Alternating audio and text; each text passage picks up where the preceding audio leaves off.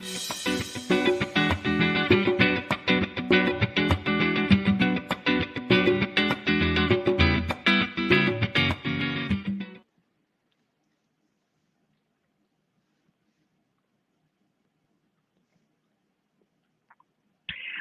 dias. Good morning, everyone. Happy August.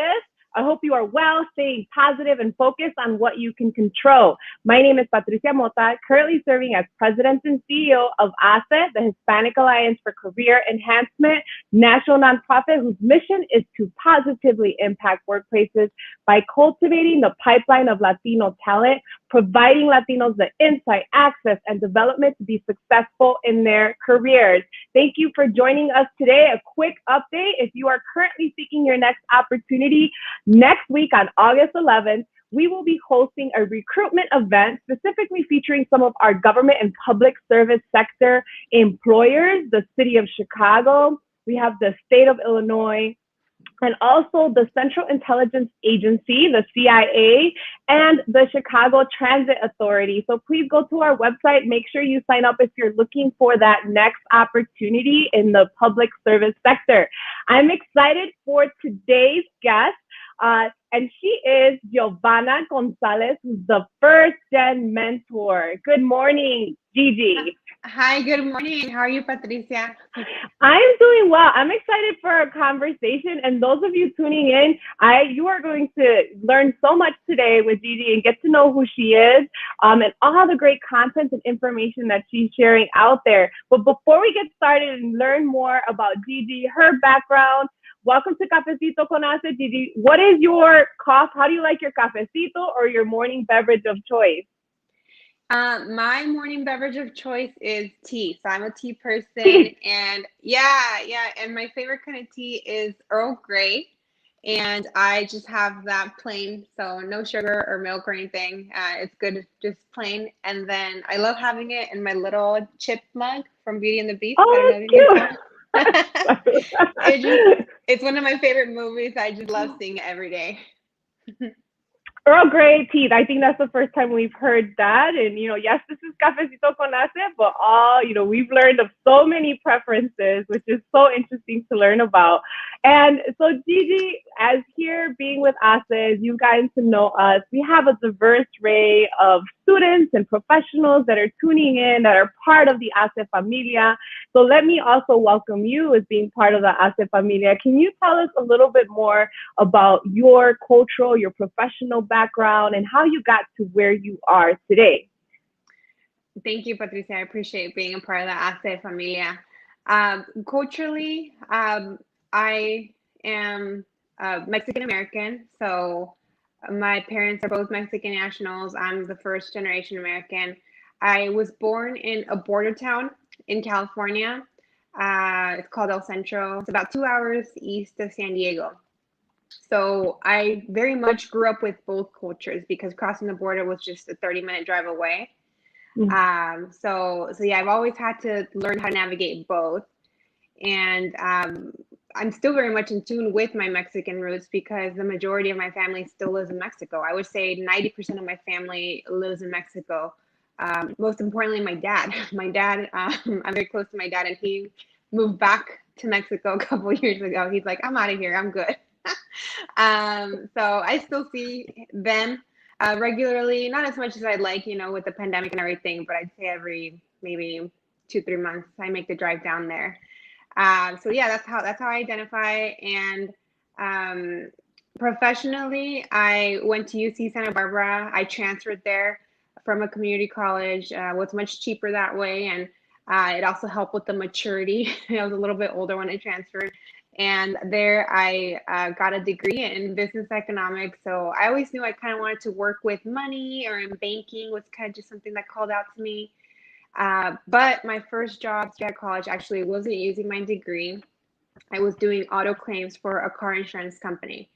The offer kind of fell into my lap, and it was at a time where I'm like, let me just take this and I'll work there for a year, and then I'll transition into something using my degree. And sure enough, 1 year very quickly turned into 3.5 years in the blink of an eye.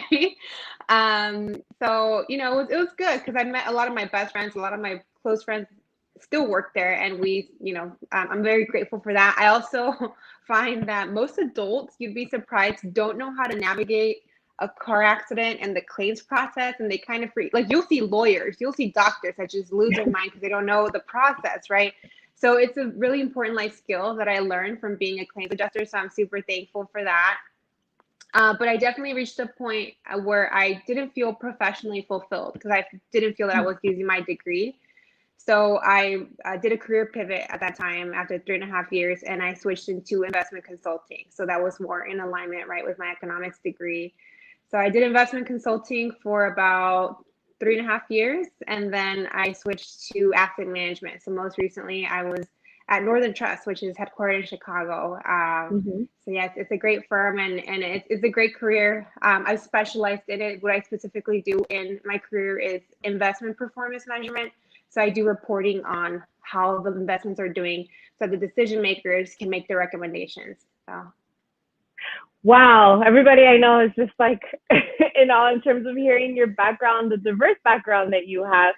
But I know folks are dying to know, because we do have a lot of fellow Mexican Americans or Mexicanos that are tuning in. First, what part of Mexico, Gigi, your family is? Baja California, yeah. So we're Cachanillas. Yeah, I'm from Mexicali. Yeah, so it's the capital of Baja California. So yeah, we're all from the north. I have some family in Jalisco, but I'm not close to them. But yeah, we're all norteños.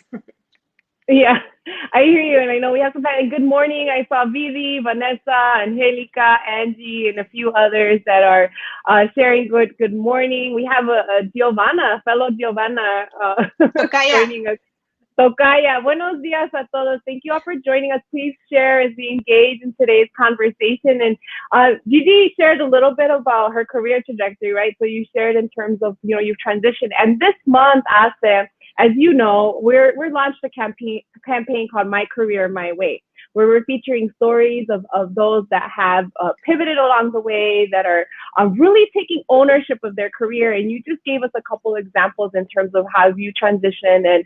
And we really want to empower others, right? Because within a blink of an eye, like you mentioned, it'll be 3 years, it'll be 10 years, and you're like, oh, am I really fulfilling my personal mission? Is this role really fulfilling? And so we want to empower through those stories. And so with this campaign, we want to feature stories, and you're one of them. So recently you've made your changes, right? Some recent changes. Can you tell us what motivated you, and what are you hoping to accomplish during this time? Yeah, of course. So what Patricia is referring to is I recently quit my stable corporate 9-to-5 job. So I would consider myself part of the Great Resignation. If you guys haven't heard about it, there's just a wave of Americans either quitting their job or switching careers, changing industries. So yeah, my last day at my job was on June 30th. And to be honest, it was bittersweet because out of my career trajectory, the last firm I was at, it's the happiest that I've been. It's the most seen that I've ever felt, the most included.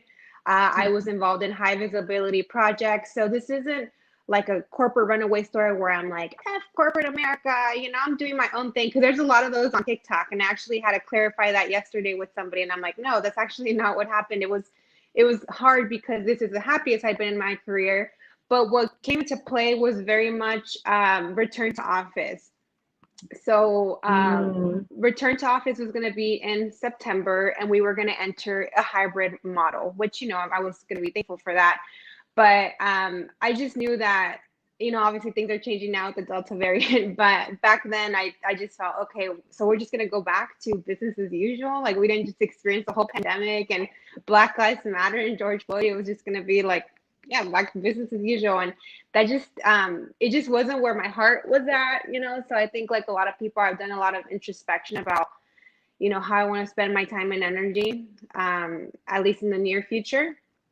And I just didn't feel the pull to go back into the corporate environment and just get to business as usual. Because for me, like I see life a lot differently. It's very hard for me to unsee things now after, the pandemic exposed so many inequalities and injustices.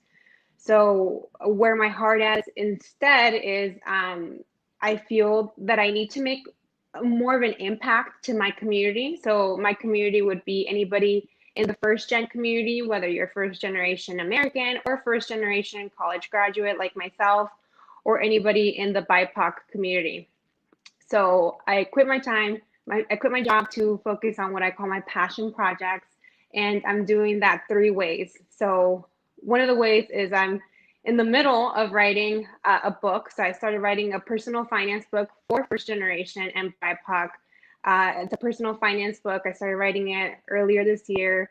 And with work, it was very hard to do both. So I'm very glad that I carved out that time to be able to focus on the book. That's important to me. Another way that I'm doing that is through financial literacy workshops. So I'm a financial literacy educator, and I'm hosting workshops on Investing 101 or credit building with colleges, universities, nonprofits. So that's very impactful and very meaningful work that I love doing. And lastly, through my TikTok channel, which is how Asa and I connected. So on TikTok, I'm known as the First Gen Mentor.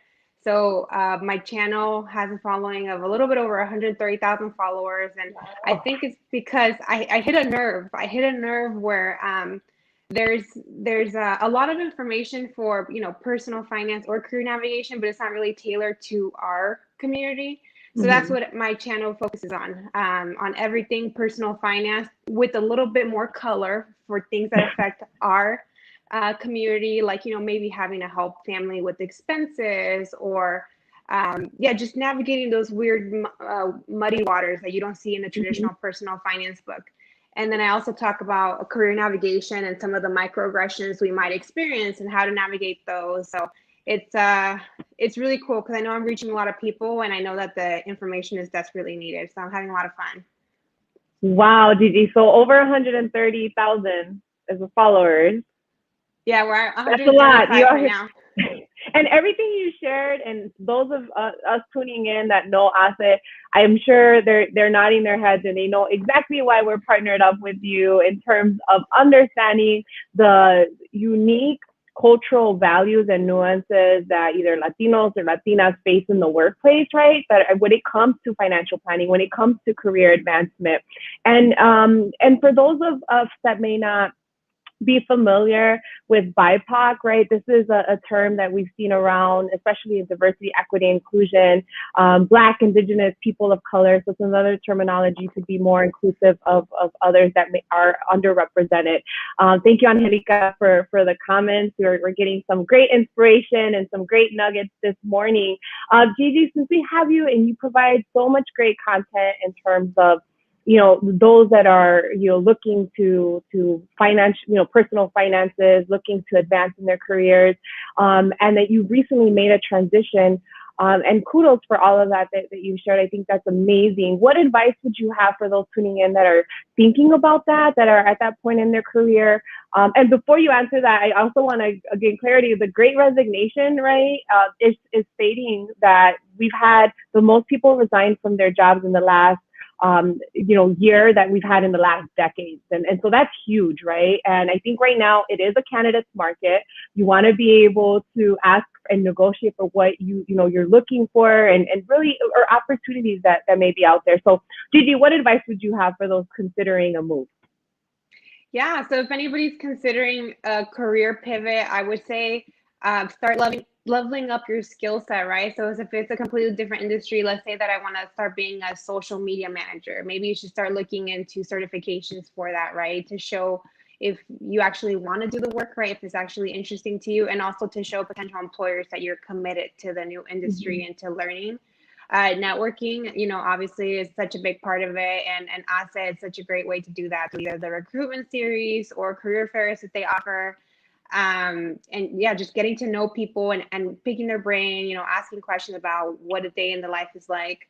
And then I would also say, just know that you have the power to make them. Right now's the time. Like if you're thinking about a move, like right now is when it's not that it's not acceptable other times, but right now is a wave of people doing it. So hopefully that empowers you to not feel alone and know that others are doing the same. So I think it's so cool to see people living a little bit more intentionally these days.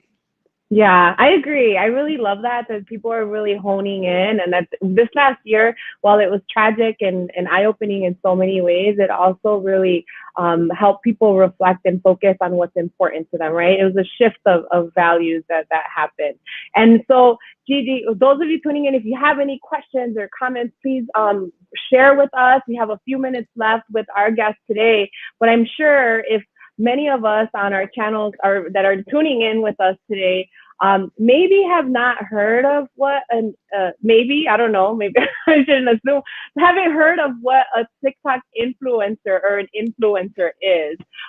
We do, so I'm gonna ask you that, but I see Dali. She says, let us know when your book is out. I'm sure it'll be very insightful. So Gigi, make sure you let us know about that as well.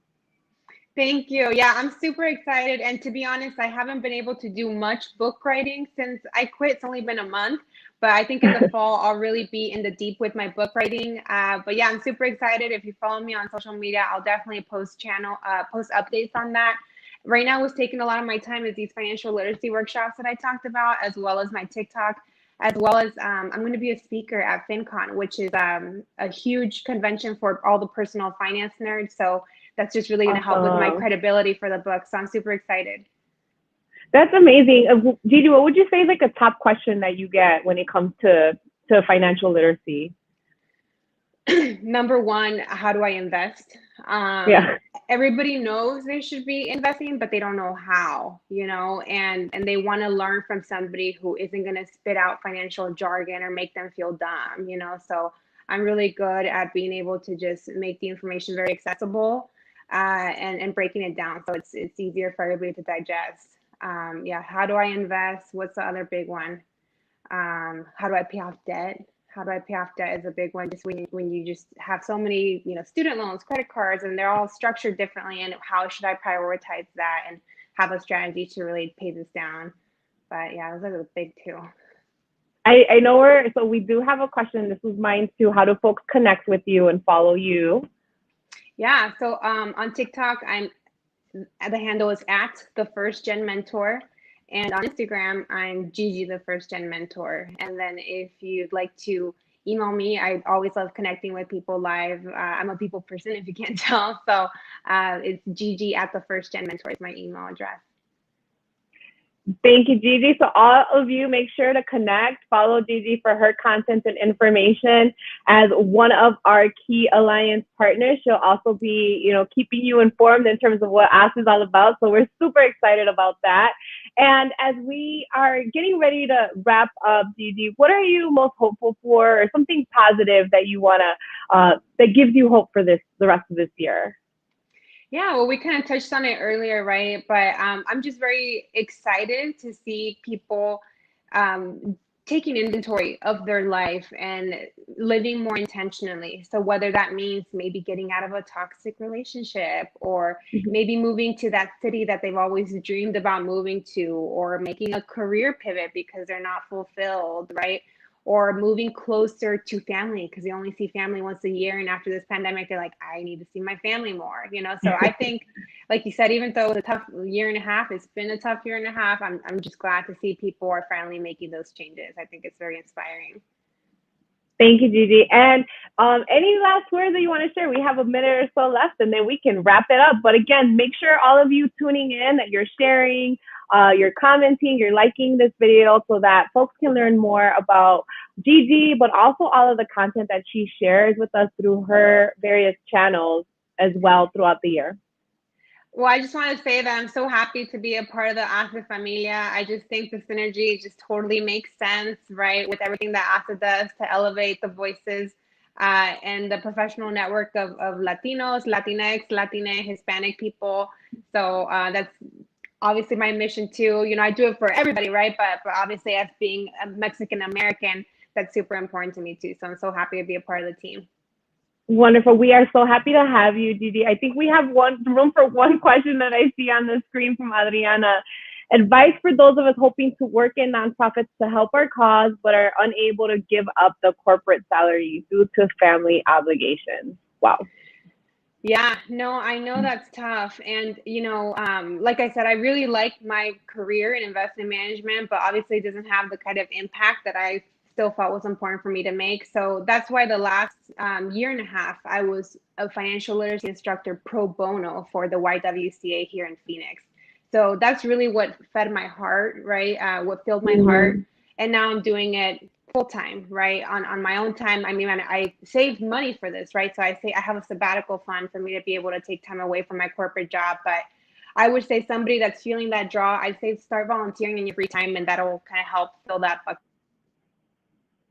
Melinda, thank you. We've got a lot of thanks and great comments here, Gigi, that's being shared. We appreciate your time, your insights.